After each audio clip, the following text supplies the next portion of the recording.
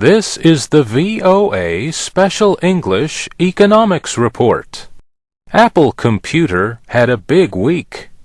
Steve Jobs, the chief executive officer, announced the company would now just be called Apple. And at its Macworld conference, he also presented the iPhone.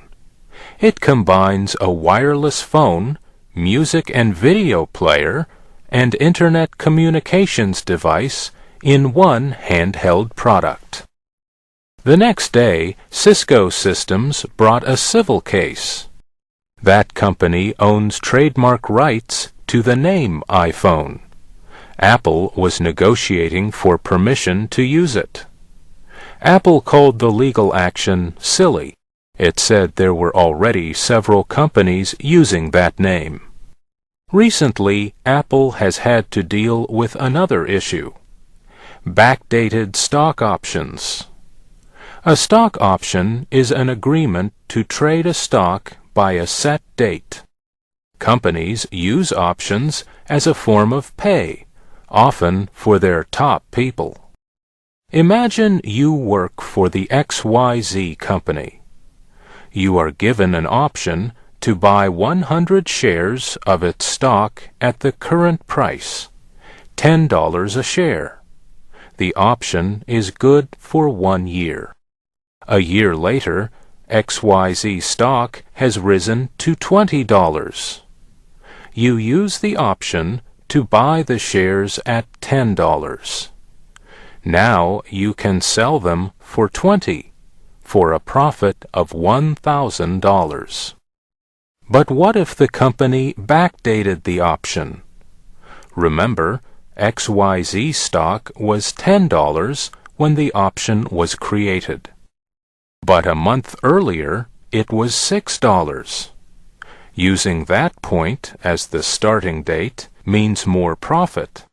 Instead of buying at $10, you can buy at $6 and sell at $20.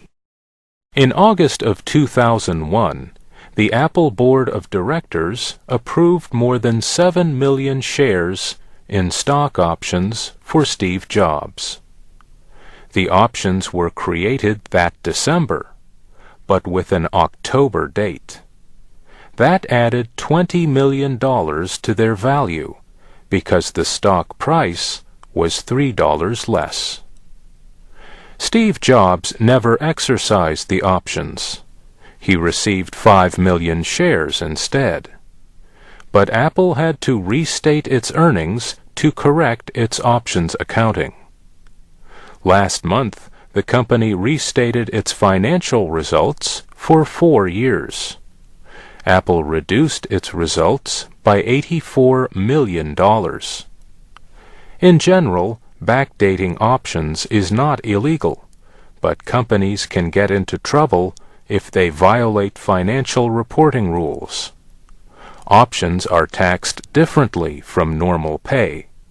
They can reduce taxes for companies and individuals. Since 2002, backdating has been more difficult under the Sarbanes-Oxley law. Last fall, a Securities and Exchange Commission official said more than 100 companies were under investigation. And that's the VOA Special English Economics Report.